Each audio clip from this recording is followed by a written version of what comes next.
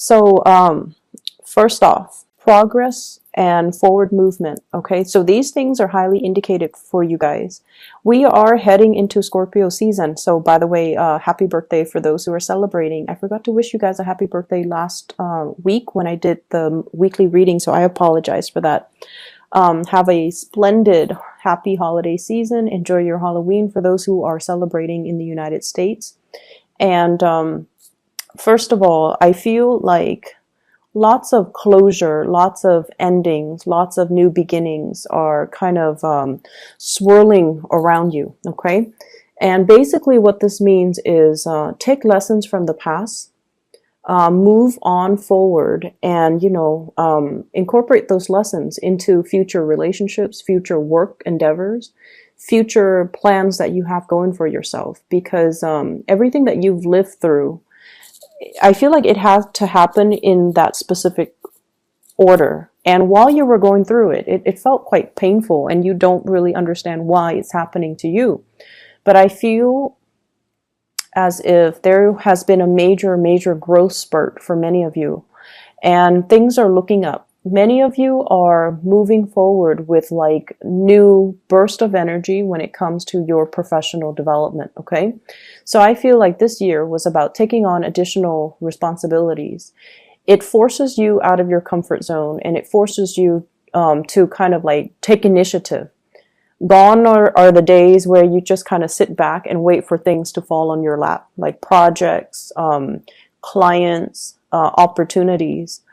I feel like this entire year encapsulates, the whole maturation process where we need to be a little bit more faster on the uptake, where we need to, not wait around for things anymore, and we have to be proactive. If we want to make changes, we have to kind of get out there and grab opportunities as they come in. So the time to kind of sit back and wait for things, it's done and over with. And I feel like many of you have come to the realization that time is ticking, life is slipping away. If you're on the sidelines of life, if you have been, especially on the more passive end, I see many of you looking at your hands, and the hands are a major indicator when it comes to aging because we do everything with our hands. I see many of you looking at your hands and you're just like, I'm getting older.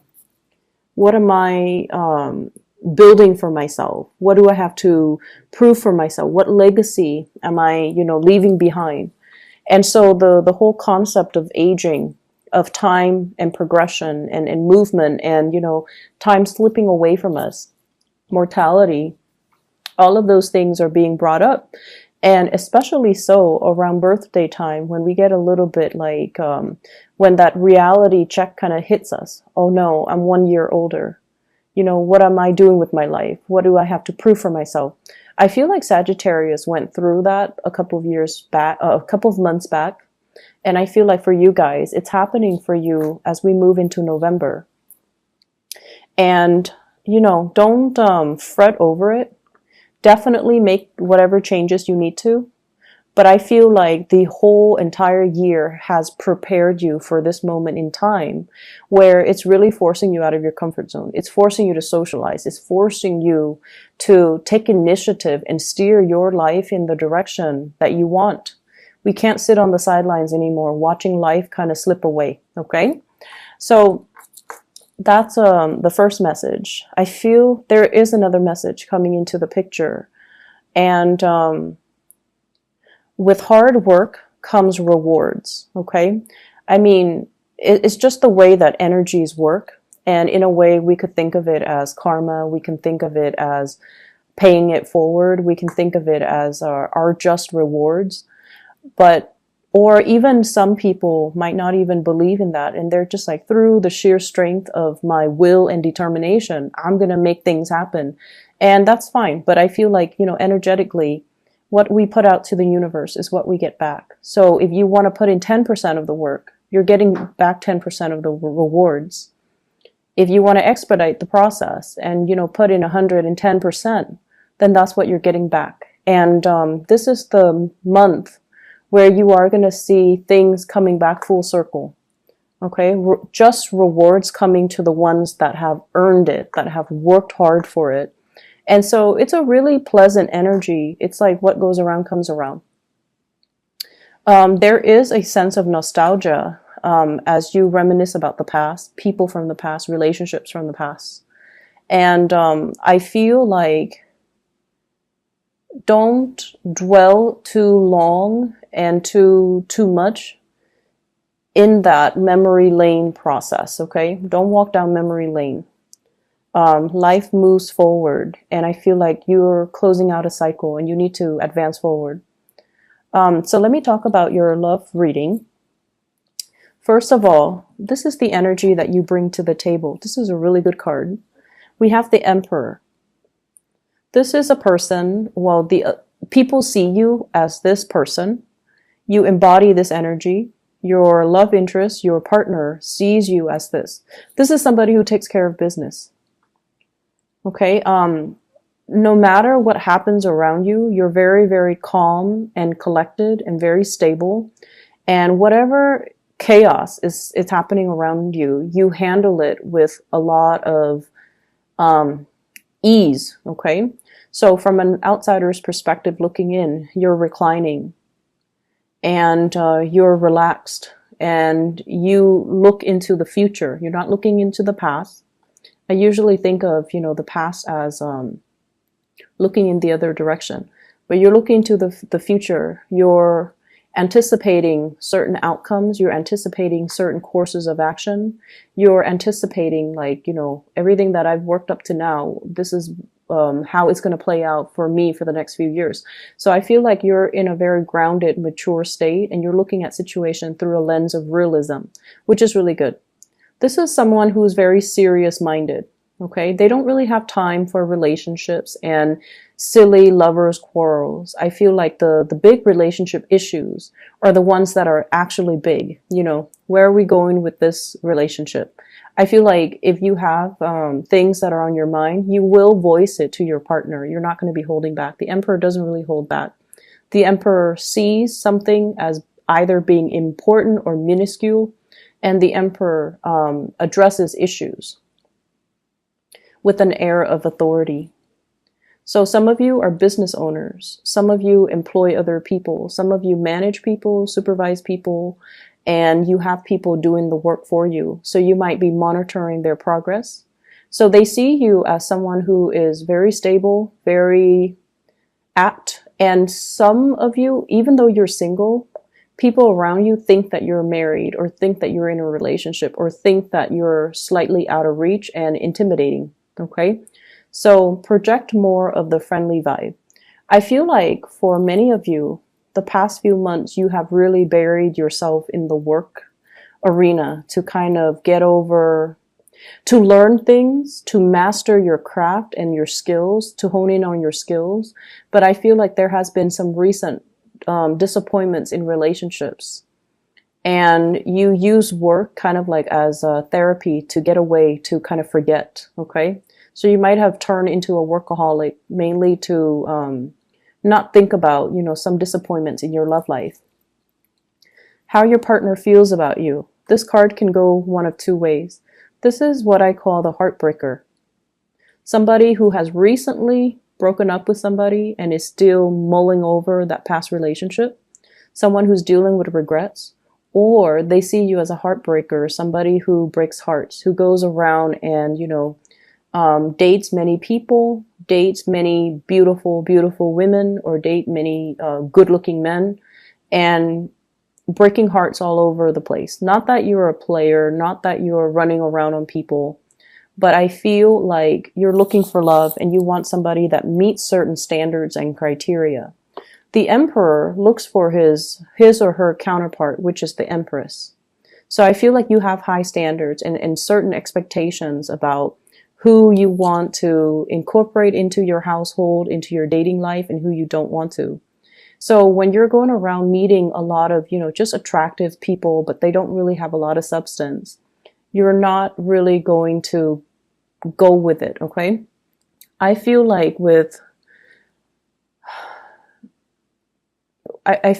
many, many Scorpios, the people that you're dating, they don't have to be the most beautiful, attractive people, but they have to have something admirable about them, something interesting, something going on in their lives. They can't just be, you know, the trophy wife, the trophy husband, the trophy eye candy. That's not going to do it for you long term, and you're aware of that too, because you want something substantial and you want a deep connection and you want somebody who's on your same level. So I feel like you guys, if it were just, you know, a fling, a one night stand, a short term relationship, it doesn't matter who you date.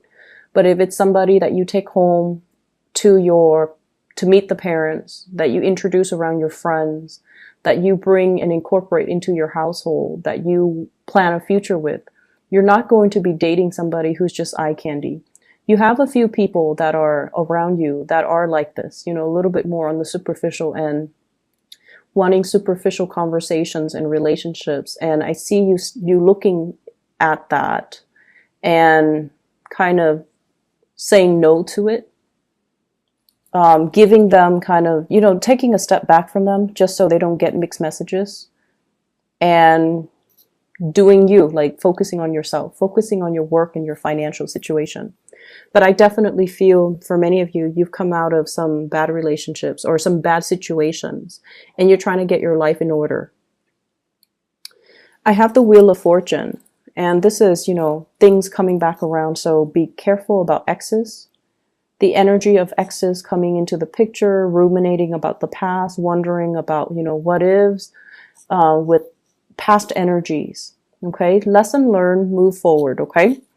The person that you're dealing with, this can be a partner or this can be somebody that is interested in you. And I feel there is somebody interested in you. We have here the Six of Pentacles.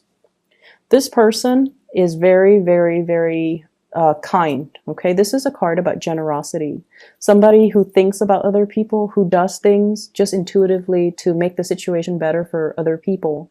And it's somebody who has a sense of social awareness. Okay, they give to the poor, they give to the homeless, they take care of dogs at shelters, they care about the environment, they care about, you know, climate change, they care about pollution, like they care about the bigger picture and the overarching, you know, problems that plague humanity. So they have a lot of love for mankind. So this is someone who's very generous with their time, their resources, and their whatever they do, they think about other people. So you're dealing with someone who has a really, really good heart. They're making the way that you feel about them. They're making a lot of great strides in their life. This is like leaps and bounds above expectations. You're meeting somebody that you find to be very impressive after a series of dates or meetings with people who are very mediocre and superficial. You're finally meeting somebody who's actually, you know, leaps and bounds above your expectations. And this person sees you as the emperor. So they feel like it's a good match, but they are a little bit intimidated by you because the emperor is a little bit cold and distant. And he or she, you know, your embodiment as this is you're a little bit of a loner. You like your space. You like your me time. Scorpios love their me time.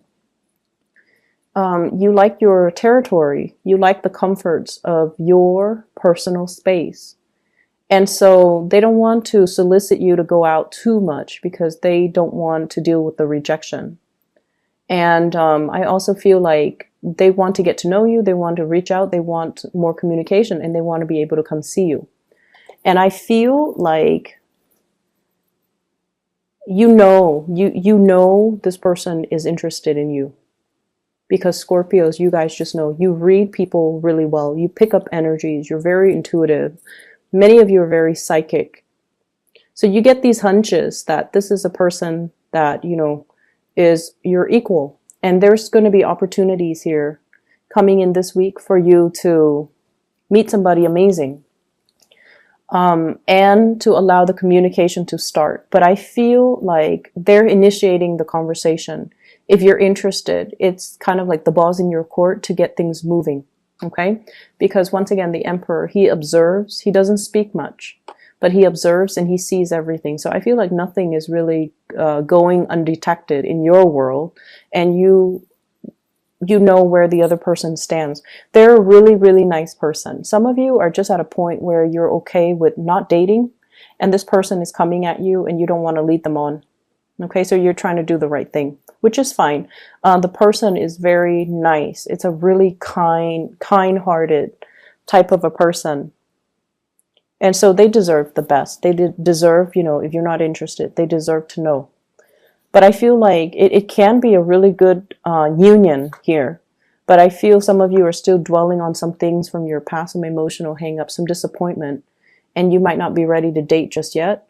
And then for others, those in relationships, your partner is heading into some major financial wave. Okay, so they're able to get a lot of achievements in the world. They're able to land good jobs. They're able to like be very financially stable. So I feel like that's going to help the relationship. In other areas of your life, what we have here is Seven of Cups. The Seven of Cups deals with ideas, dreams, fantasy, okay? Plans that are half-baked. They're still being thought out. They're not in the implementation stage just yet. They're still being thought over, being mulled over. You're still doing the blueprint. You're still trying to lay out, everything that needs to, where everything needs to go. I feel for many of you, you're looking at accounting, like QuickBooks come to mind, as well as Excel spreadsheets. You're itemizing things. And I feel for many of you, you're already preparing for tax season. So you're itemizing things, you're putting things away, you're thinking about, assets, you're thinking about liabilities, you're thinking heavily about some type of financial disclosure. So you're allocating certain funds for certain things. You're allocating, it's like budgeting, going through a budget, creating a spreadsheet for yourself so that you can figure out how much do I have to spend, or how much money can I allocate towards vacation? How much can I spend every week without going over my budget? So you're doing something along those lines where it is all about financial planning and financial accounting, like just accounting overall. So this week is, I feel like, it's not like overly busy, but it deals with some important things that you're trying to get moving in your life in a positive direction. We also have here the Two of Wands, and this is the first card that fell out. The Two of Wands usually indicates some type of travel, some type of movement, having some plans, and then bringing it out into the world. Letting the world see, letting, everyone see what you're up to, and showing the world some plans or ideas that you have kept hidden, okay? So the Two of Wands, this is the implementation. But I feel things are a little bit premature, so you might want to go back to the drawing board and to redo them and to discuss them further. And we also have the Chariot here. This is a card about great strides and success. I feel like many of you, somebody significant to you is headed into like a lot of success, okay? So it's like I see here a couple, Two of Wands, the Chariot, moving in the same direction, achieving a lot of success, moving into a space where they are both, trying to, they're both kind of like on the same level. So if one person has been rightfully employed and then the other person is underemployed, the underemployed person is finally catching up. So income levels, power dynamics in relationships are really balancing out. And then I also feel like lots of success coming into the picture for you. Clients, people calling you, emailing you, contacting you as well. Can you do this? Can you do that? So you have a lot of options, a lot of choices to choose from. Which project do I take? Which one do I do first? And you're kind of in high demand. So multiple people can come to you. Can you do this? Can you do that? Can you help me with this? Not that they're not paying you, but I feel like it's a part of your responsibilities. But you have many options that are on the table for you. For some of you as well, there are plans here with the Hierophant, family planning, wanting to expand the family unit, wanting to get into a bigger house. I'm seeing for some of you, getting into like, so for example, you're thinking about getting into a bigger house first before you have a child. I also feel as well, family planning, and that also includes you know, if mom and dad are getting older, do we move them into a retirement home, or do we take care of them? So I feel like some of you might be dealing with elderly parents, elderly grandparents, that you are having to kind of take care of, having to, they're a little bit more reliant on you, and they're going to tell you about, you know, what their plans are when it comes to retirement, or when it comes to them getting older and they're no longer as mobile and agile as they used to be. And what are the contingency plans? Like, do they want to go to a home? Do they want you to take care of them? So lots of family planning in general, estate planning too, coming into the picture. And so all these ideas, all of these plans are percolating around you. But in terms of being able to do anything about them, I still feel like your plans are being held up by other people. Okay? So it's like calling the client and then waiting for feedback, playing phone tag, and not being able to make a move, not being able to see that financial payout just yet.